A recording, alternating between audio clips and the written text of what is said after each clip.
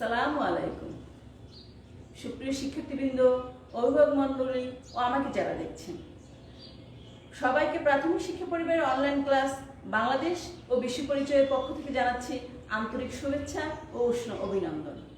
শিক্ষার্থী সোনামণিরা, কেমন আছো তোমরা? আশা করি ভালো আছো। হ্যাঁ, দীর্ঘদিন পূজার ছুটির পর আজ আমি তোমাদের সামনে আবার এসে হাজির হয়েছি।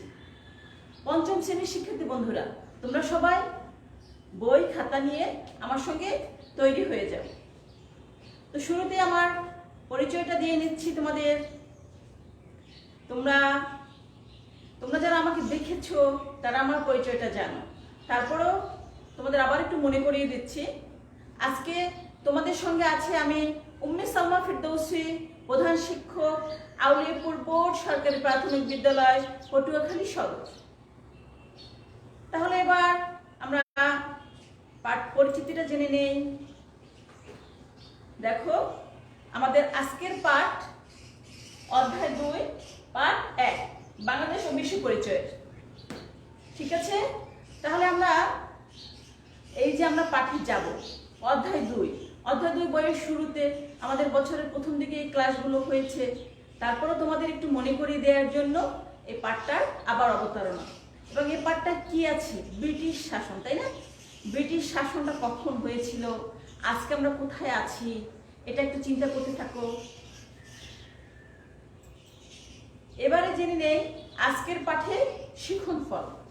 দেখো, আজকের পাঠে শিখন ফল কি? 15.1.1 ব্রিটিশ ঔপনিবেশিক শাসন। অর্থাৎ সে সময় সেই শাসনের আমরা কি জানবো? শাসনকাল, আগমনের কারণ, ঔপনিবেশিক শাসনের প্রভাব, স্বাধীনতা আন্দোলন, 1947-এর স্বাধীনতা সম্পর্কে সংক্ষেপে বলতে পারবে। মানে আমাদের এই অধ্যায়টা শেষে তোমরা এই ব্রিটিশ ঔপনিবেশিক শাসনের সময়কালটা এবং কেন তারা এসেছিল, এই শাসনের প্রভাবটা কি, 1947 সালে আমরা যে একটা এই যে উপমহাদেশ স্বাধীন হয়েছিল, সেই স্বাধীনতা সংগ্রাম, এটা সম্পর্কে তোমরা সংক্ষেপে বলতে পারবে। শিক্ষার্থীরা, আজকে আমি তোমাদের জন্য একটা ভিডিও নিয়ে এসেছি। তোমরা কি করবে? প্রথমেই পাঠ শুরুর আগে ভিডিওটা একটু মন দিয়ে দেখে নেবে। ঠিক আছে? তৈরি সবাই?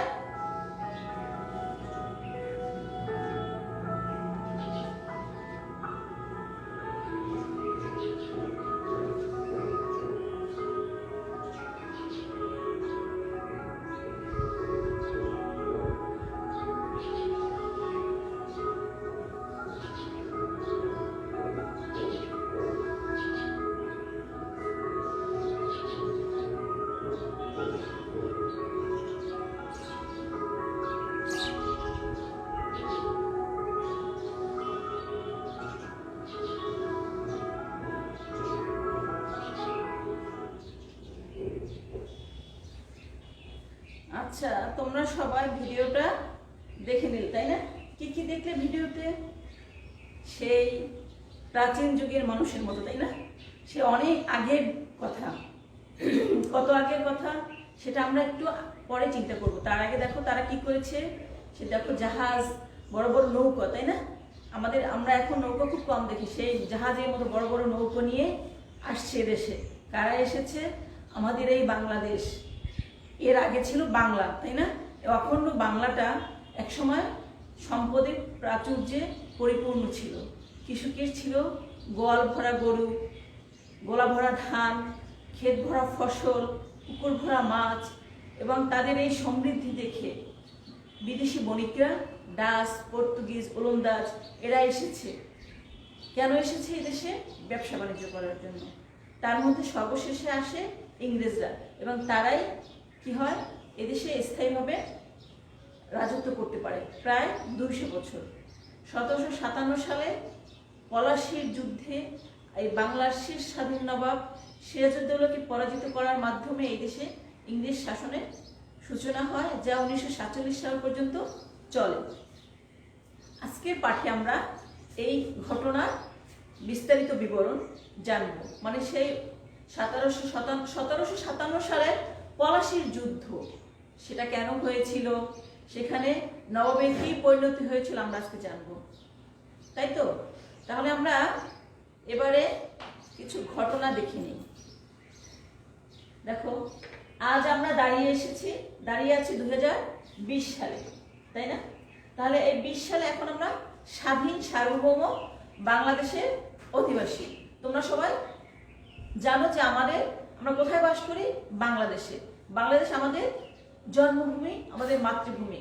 এই বাংলাদেশ স্বাধীনতা অর্জিত হয়েছিল 1971 সালে। কিন্তু 1947 থেকে 71, আমরা যদি সেই পিছনের দিকটা চলে যাই, 1947 থেকে 71 আমাদের এই বাংলাদেশ ছিল পূর্ব পাকিস্তান, মানে পাকিস্তানের অংশ। তারও আগে, সেই 1947-এর আগে যদি আমরা চলে যাই, 1757 থেকে 1947, এই যে সময়কালটা, এই সময়কালটার ইতিহাস আমরা আজকের অধ্যায়ে শুরু করতে যাচ্ছি পাঠ, এবং এই অধ্যায়টাই আমরা পুরোটা জানবো। প্রথমে আমরা জানবো এই 1757 সালে পলাশীর যুদ্ধ হয়েছিল, যে যুদ্ধে বাংলার স্বাধীনতা চিরতরে অস্তমিত হয়েছিল। কেন হয়েছিল? বাঙালিদেরই ষড়যন্ত্রের কারণে। সেই নির্মম ইতিহাসের সেই করুণ কাহিনী আজকে আমরা জানব। তোমরা এবারে আরো একটা ভিডিও দেখে নাও।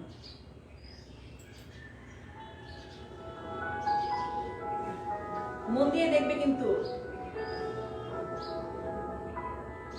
এই যে নবাব সিরাজউদ্দৌলা, তাই না? দেখো তোমরা ভালোভাবে।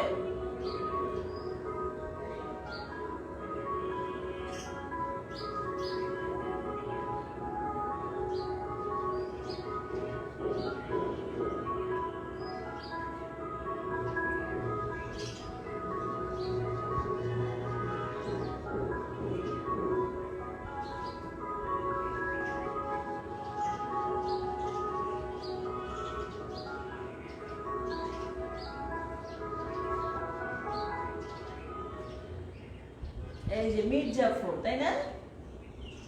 আচ্ছা, ধন্যবাদ। তোমরা দেখলে মন দিয়ে ভিডিওটি। এখানে কি দেখিয়েছে? নবাব সিরাজউদ্দৌলাকে এবং সেই পলাশী প্রান্তর, তাই না? দেখো এখানে ছবি দুটো দেখো, সেই পলাশী প্রান্তরে যুদ্ধ হয়েছিল। সেই পলাশীর ম্যাপ তোমরা দেখলে। এবারে কিছু ছবি আছে, সেই ছবিগুলো আবার একটু দেখো।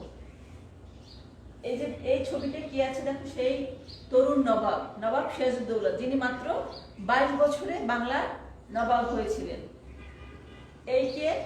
এই হচ্ছে সেই ইংরেজদের প্রতিনিধি লর্ড ক্লাইভ। আচ্ছা, এবারে দেখো ইংরেজদের প্রতিষ্ঠিত ওয়েস্ট ইন্ডিয়া কোম্পানি। আর এই হচ্ছে সে পলাশীর যুদ্ধের সেই কিছু চিত্র, তাই না? তাহলে তোমরা বুঝে নিয়েছো সবাই আজকের পাঠ। তাহলে এবারে সবাই আজকের পাঠের শিরোনামটা লিখে নাও। আমাদের আজকের পাঠ 1757 সালে পলাশী যুদ্ধ। সবাই লিখে নিয়েছো? আশা করি লিখে নিয়েছো। ধন্যবাদ তোমাদের। এবারে আমি আলোচনায় চলে যাই। মুঘল আমলে পর্তুগিজ, ডাচ, ইংরেজ, ফরাসি, বিভিন্ন ইউরোপীয় বণিক গোষ্ঠী ব্যবসা করতে ভারতীয় উপমহাদেশে আসে। আমাদের এই ভারতীয় উপমহাদেশ, এই ভারত, পাকিস্তান, নেপাল, হ্যাঁ, ভুটান, বার্মা, এগুলো নিয়ে, এবং আমাদের এই বাংলাদেশ, এটা নিয়েছিল ভারতীয় উপমহাদেশ। তাহলে এই যে মুঘল আমলে, সেই মুঘল আমল শুরু হয়েছিল 1526 সাল থেকে মুঘল আমল শুরু হয়েছে। সেই আমলে কি হয়েছে? কারা কারা এসেছে দেখো, পর্তুগিজ, ডাচ, ইংরেজ, ফরাসি, বিভিন্ন ইউরোপীয়, এখন যারা ইউরোপ সমৃদ্ধ, যারা উন্নত বিশ্ব, তারা কোথায় এসেছিল? এই ব্যবসা করতে এসেছিল ভারতীয় উপমহাদেশে। কারণ ভারতীয় উপমহাদেশ তখন ছিল ধনসম্পদে পরিপূর্ণ। ব্যবসায়িক প্রতিযোগিতায় শেষ পর্যন্ত ইংরেজরা টিকে থাকে। এই যে বিভিন্ন কোম্পানি এসেছে, তার মধ্যে কারা টিকে থাকে? ইংরেজরা। ভারত এবং ব্রিটেনের মধ্যে বাণিজ্য পরিচালনার জন্য 1600 সালে তারা ব্রিটিশ ইস্ট ইন্ডিয়া কোম্পানি প্রতিষ্ঠা করে। তাহলে তারা যখন তাদের এই ব্যবসা পরিচালনার জন্য কি করেছে? ভারত এবং ব্রিটেনের মধ্যে একটা ব্যবসা বা বাণিজ্য পরিচালনার জন্য একটা কোম্পানি করে। সেই কোম্পানিটা কত সালে? 1600 সালে। দেখো তাহলে কতশো বছর, আজকে থেকে প্রায় 400-র বেশি বছর আগে। সে কোম্পানিটার নাম কি? British east India company. তাহলে কেন আসতো বাংলায় আমরা বুঝতে পেরেছি। এবারে দেখো সেই কারণটা। বাংলার সম্পদের জন্য এই অঞ্চলের প্রতি ইংরেজদের আগ্রহ ছিল। এই যে বাংলার সম্পদে পরিপূর্ণ ছিল, সেজন্য বাংলার সম্পদের জন্য ইংরেজদের বাংলার প্রতি একটা আকর্ষণ ছিল। বাংলার শেষ স্বাধীন নবাব ছিলেন সিরাজউদ্দৌলা। সিরাজউদ্দৌলা ছিলেন শেষ স্বাধীন নবাব। তিনি নবাব আলীবর্দী খাঁর দৌহিত্র ছিলেন। নবাব আলীবর্দী খান উনি প্রচন্ড প্রতাপের সঙ্গে বাংলার নবাবী পরিচালনা করেছেন। তার দৌহিত্র, দৌহিত্র মানে তার কোনো ছেলে ছিলেন না, তার ছিল মেয়েরা, তার ছোট মেয়ের ছেলে, মানে মেয়ের ঘরের নাতিকে বলা হয় দৌহিত্র। নবাব আলীবর্দী খাঁর মৃত্যুর পর 1756 সালে সিরাজউদ্দৌলা মাত্র 22 বছর বয়সে বাংলার নবাব হন। মাত্র 22 বছর, মাত্র 22 বছরের কতটুকু মানুষ, তরুণ তরুণ নবাব, তাই না? তরুণ বয়স। কিন্তু সিংহাসনে আরোহণ করে তরুণ নবাবকে নানা ষড়যন্ত্রের ও বিরোধী শক্তির মুখোমুখি হতে হয়। তিনি যখন নবাব হয়েছেন তখন কি হলো, সবাই তাকে সাদরে মেনে নিতে পারেননি, যেহেতু তার বয়স কম। তারপরে নবাব আলীবর্দী খাঁর আরো মেয়ে ছিলেন, যদিও তিনি তার নিজের সন্তান ছিলেন না, তারপরও ছিল না কোনো, তারপরও তিনি তার বড় খালা মানে সিরাজউদ্দৌলার বড় খালা ঘসেটি বেগম এক্ষেত্রে অগ্রণী ভূমিকা পালন করেছে। তাহলে দেখো কারা কারা নবাবের প্রতি চক্রান্ত করেছে আমরা একটু জানি। তার সামনে একদিকে ছিল ইংরেজদের ক্রমবর্ধমান শক্তি, মানে একদিকে ইংরেজরা তাদের শক্তি বাড়াচ্ছিল আস্তে আস্তে, আর অন্যদিকে বড় খালা ঘসেটি বেগম, তার যে বড় খালা তার নাম কি ছিল? ঘসেটি বেগম। সেনাপতি মির্জাফর আলী খানের মতো ঘনিষ্ঠজনের ষড়যন্ত্র। তাহলে তখন যে ইংরেজ মানে বাংলার সেনাপতি কে ছিলেন? মির্জাফর আলী। যখন এই মির্জাফর নামটা আমরা কি মনে করি? ষড়যন্ত্রের প্রতীক, তাই না? তাহলে সেই মির্জাফর তার আত্মীয় ছিলেন।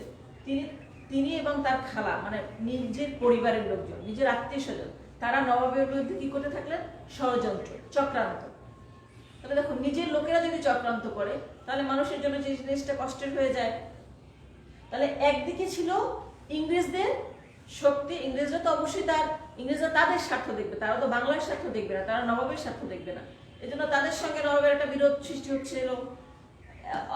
আর একদিকে তার নিজের পরিবারে তার আত্মীয়, তার বড় খালা, তার আরো ঘনিষ্ঠ আত্মীয় মির্জাফর আলী, তিনি কি করতেছিলেন? ষড়যন্ত্র করতেছিলেন। এর সাথে যুক্ত হয়েছিল রায় দুর্লভ এবং জগৎ শেঠের মতো প্রভাবশালী বণিক গোষ্ঠীর ষড়যন্ত্র। এই দেশীয় যে বণিক ছিল তারা তখন বুঝতে পারেনি যে এই দেশের শাসনভার নিজেদের কাছে রাখাই ভালো। তারা কি করলো? নবাবের বিরুদ্ধে গিয়ে ইংরেজদের সঙ্গে হাত মিলালো। দেখো তাহলে নবাবের ত্রিমুখী একটা দ্বন্দ্ব, মানে তার ত্রিমুখী ষড়যন্ত্রের মুখোমুখি ছিল নবাব ছিল মাঝখানে, তার তিন দিকে ছিল শত্রু। কারা কারা? ইংরেজরা, তারপরে তার পরিবারের লোকজন মানে খালা এবং সেনাপতি, আর এই দেশীয় বণিক। কারা কারা? দেখো রায় দুর্লভ এবং জগৎ শেঠ। জগৎ শেঠ নাম করা ব্যবসায়ী ছিল, তাদের অনেক ধন সম্পত্তি ছিল। তারা কি করলো? তারা নবাবের বিরুদ্ধে চক্রান্তে অংশগ্রহণ করলো। কি বলছিলাম? হ্যাঁ দেখো নানা কারণে নবাবের সাথে ইংরেজ বণিকদের বিরোধ দেখা দেয়। এই যে নবাবের সাথে ইংরেজদের বিরোধ কিন্তু শুরু হয়ে যায়।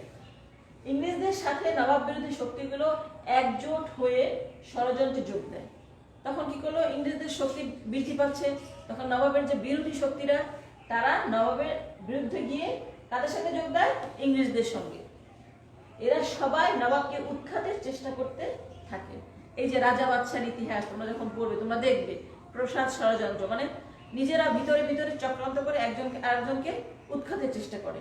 এটা সেই যুগ থেকে, ইতিহাস থেকে আমরা এই শিক্ষা দেখেছি ইতিহাস থেকে। তাহলে এই ষড়যন্ত্র চক্রান্ত এগুলো থেকে আমাদের কি করতে হবে? দূরে থাকতে হবে। দেশের মঙ্গল, জাতির মঙ্গলের কথা চিন্তা করতে হবে। সবাই নবাবকে কি করলো? উৎখাতের চেষ্টা করতে থাকে।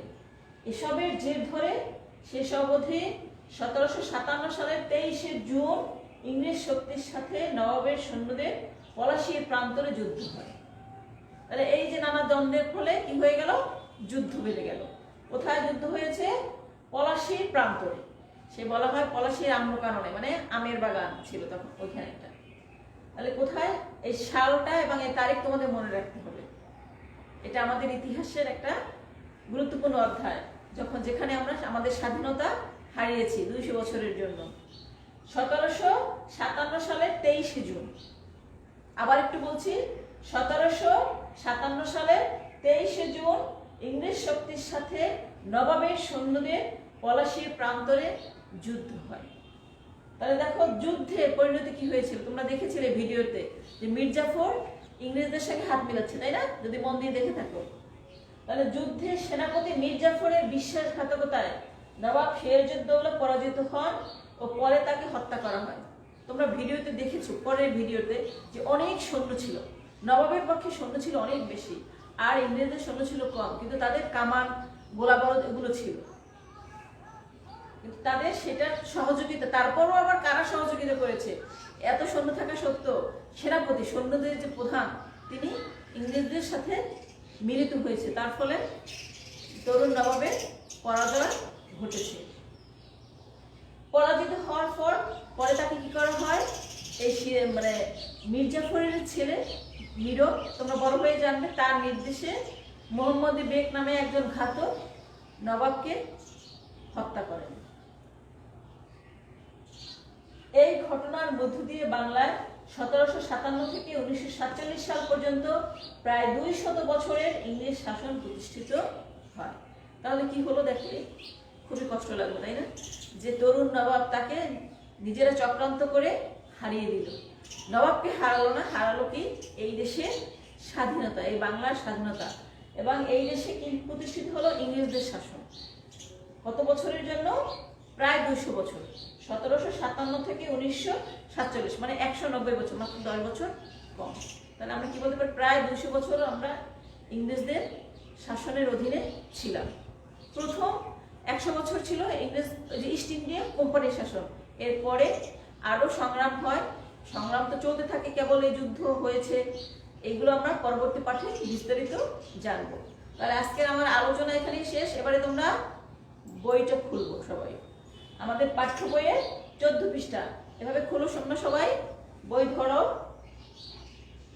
আমি তোমাদের একটু দেখিয়ে দিচ্ছি, দেখতে পাচ্ছ? হ্যাঁ, এই যে 14 পৃষ্ঠা, অধ্যায় 2 ব্রিটিশ শাসন। আজকে আমরা পাঠ 1 করছি, 1757 সালের পলাশী যুদ্ধ। ঠিক আছে, তোমরা দেখতে পাচ্ছ? আবার একটু দেখো ছবি, তরুণ নবাবের ছবি মনে রাখবে ইতিহাসের, নবাব সিরাজউদ্দৌলা, আর এই সেই পলাশী যুদ্ধ। এখানেও এই ছবিতে তোমরা বুঝতে পারছো যে বাঙালি সৈন্য ছিল বেশি আর ইংরেজরা কম ছিল। আচ্ছা, তাহলে আমি তোমাদের পাঠ্যপুস্তকটা একটু পড়ে শোনাচ্ছি, তোমরা আমার সঙ্গে অংশগ্রহণ করো। মুঘল আমলে পর্তুগিজ, ডাচ, ইংরেজ, ফরাসি, বিভিন্ন ইউরোপীয় বণিক গোষ্ঠী ব্যবসা করতে ভারতীয় উপমহাদেশে আসে। ব্যবসায়িক প্রতিযোগিতায় শেষ পর্যন্ত ইংরেজরা টিকে থাকে।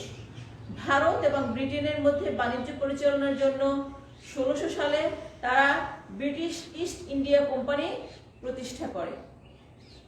বাংলার সম্পদের জন্য এই অঞ্চলের প্রতি ইংরেজদের আগ্রহ ছিল। তাহলে ইংরেজদের আগ্রহের কারণ কি? এই বাংলার সম্পদ।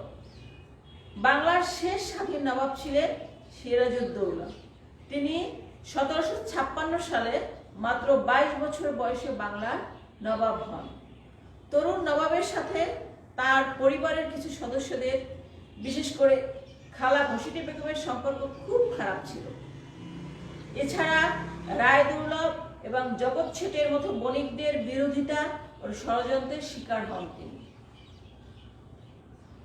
দেখো তারপরে নিচে কি আছে দেখো, এই বণিকেরা অবশেষে 1757 সালে 23শে জুন পলাশীর যুদ্ধে নবাবের বিরুদ্ধে ইংরেজদের পক্ষে যোগ দেয়। তারা এই যোগটা কিন্তু প্রকাশ্যে দিতে পারেনি, যোগটা দিয়েছিল গোপনে। সৈন্যবাহিনীর প্রধান মীর জাফরের বিশ্বাসঘাতকতার কারণে নবাব পরাজিত হন। পরে নবাবকে হত্যা করা হয়। এই ঘটনার মধ্য দিয়ে বাংলায় 1757 সাল থেকে 1947 সাল পর্যন্ত প্রায় 200 বছরের ইংরেজ শাসন প্রতিষ্ঠিত হয়। তাহলে তোমরা আশা করি পড়েছো আমার সঙ্গে। তাহলে এই দেশে ইংরেজ শাসন প্রায় কত বছর ছিল? প্রায় 200 বছর। এবারে আমরা কোথায় যাব? হ্যাঁ, মূল্যায়নে। তোমরা মন দিয়ে অংশগ্রহণ করবে। দেখো, কিছু সংক্ষিপ্ত প্রশ্ন লিখেছি, খুবই ছোট ছোট। ইংরেজরা কেন ভারতে এসেছিল? কেন এসেছিল? হ্যাঁ, আমি জানি তোমরা বুঝতে পেরেছো এবং বলতে পারবে। কি বলতো? ইংরেজরা ভারতে এসেছিল ব্যবসা করতে, তাই না? ইংরেজরা ভারতে এসেছিল ব্যবসা করতে। বাংলার প্রতি ইংরেজদের আগ্রহ কেন ছিল? বাংলার প্রতি ইংরেজদের আগ্রহ ছিল কেন? কেন ছিল? বাংলার সম্পদের জন্য। 1757 থেকে 1947 সাল পর্যন্ত কারা শাসন করে? কারা করে? 1757 থেকে 1947 ইংরেজরা আমাদের শাসন করে। নবাবের বিরুদ্ধে কারা ষড়যন্ত্র করে? নবাবের বিরুদ্ধে কারা ষড়যন্ত্র করে? কয়মুখী বলছিলাম? ত্রিমুখী, তাই না? নবাবের পরিবারের লোকজন, মানে ঘনিষ্ঠ আত্মীয় স্বজন, খালা এবং প্রধান সেনাপতি, তারপরে এই দেশীয় বণিকরা আর ইংরেজরা, তাই না? তাহলে নবাবের বিরুদ্ধে ষড়যন্ত্র করে এই যে তিন পক্ষ। আচ্ছা, পলাশীর যুদ্ধের দুটি ফলাফল। তাহলে পলাশীর যুদ্ধের ফল কি হয়েছিল? খুবই বেদনাদায়ক ফলাফল, তাই না? কি হয়েছিল? তরুণ নবাবের পরাজয় ঘটে এবং পরবর্তীতে তাকে হত্যা করা হয়, আর এই দেশে ইংরেজ শাসন প্রতিষ্ঠিত হয়, তাই না? তাহলে তোমরা বুঝতে পারলে আজকের পাঠে আমরা কি কি শিখলাম, কি কি দেখলাম, সেই ইতিহাসের সেই চিরচেনা ঘটনা আমরা আবার একটু আলোচনা করলাম। তাহলে আমরা এই প্রশ্নের উত্তর আশা করি তোমরা পেরেছো এবং সবাই কি করবে? মন দিয়ে বারবার করবে। পড়লে এগুলো মনে থাকবে। আমাদের পরীক্ষার উদ্দেশ্যে কিন্তু পড়া না, পড়াটা কিন্তু জানার উদ্দেশ্যে। পরীক্ষা নিয়ে তোমরা চিন্তা করবে না, যেভাবেই হোক সেটা মূল্যায়ন তোমাদের যেভাবে হোক করা হবে বা না হোক, সেটা নিয়ে তোমাদের চিন্তার কিছুই নেই। তোমরা কি করবে? তোমাদের যে পাঠ্যপুস্তক আছে বারবার অনুশীলন করবে। অনুশীলন করলে এগুলো মনে থাকবে এবং যতই অনুশীলন করবে ততই জানতে পারবে। তাহলে ধন্যবাদ তোমাদের। এবার তোমাদের জন্য আমি বাড়ির কাজ রেখেছি। দেখো, এই বাড়ির কাজ তোমরা করে রাখবে সবাই। এই যে দেখো, আমি এখানে একটা চিত্রের মাধ্যমে বুঝিয়েছি। দেখো, এই যে নবাবের 3 দিকে কারা? এই ছিল ইংরেজ বণিক, এখানে কি এদেশীয় বণিক, আর এদেশে পরিবার। এরা কি করেছে? নবাবের বিরুদ্ধে চক্রান্ত করেছে, তাই না? তাহলে এখানে দেখো, নবাব 3টি পক্ষ থেকে ষড়যন্ত্রের শিকার হয়েছিলেন। পাশের চিত্রে পক্ষগুলোর নাম উল্লেখ করা হলো। কোন পক্ষে কারা এবং কেন নবাবের বিরুদ্ধে ষড়যন্ত্র করেছিল তা লেখো। খুবই সহজ, তাই না? তাহলে এই কোন পক্ষে কারা ছিল? ইংরেজ বণিক কারা কারা ছিল? নাম মনে আছে নিশ্চয়ই। কে ছিল? লর্ড ক্লাইভ, তার সঙ্গে আরো যারা যারা ছিলেন। এবং এদেশীয় বণিক কারা কারা? একটু মনে করার চেষ্টা করো। জগৎ শেঠ, রায়দুর্লভ, তাই না? আর নবাবের পরিবারে কারা? নবাবের খালা, তার সেনাপতি। হ্যাঁ, তাহলে এইভাবে এই তো কারা ছিল এবং কেন? তারা তাদের স্বার্থকে প্রাধান্য দিয়েছিল, দেশীয় স্বার্থকে না, তাই না? এই জন্য তারা ইংরেজদের বিরুদ্ধে নবাবকে সহায়তা করেছিল, মানে ইংরেজদের পক্ষ হয়ে তারা কাজ করেছে, নবাবের বিপক্ষ হয়ে, ইংরেজদের পক্ষে শক্তি হয়ে, তাই না? তাহলে এই জিনিসটা তোমরা সুন্দর করে লিখে রাখবে। তোমরা সবাই ভালো থাকো, সুস্থ থাকো। আমার সঙ্গে এতক্ষণ অংশগ্রহণ করার জন্য সবাইকে জানাচ্ছি আন্তরিক শুভেচ্ছা। সবাই ভালো থেকো। ধন্যবাদ সবাইকে। খোদা হাফেজ।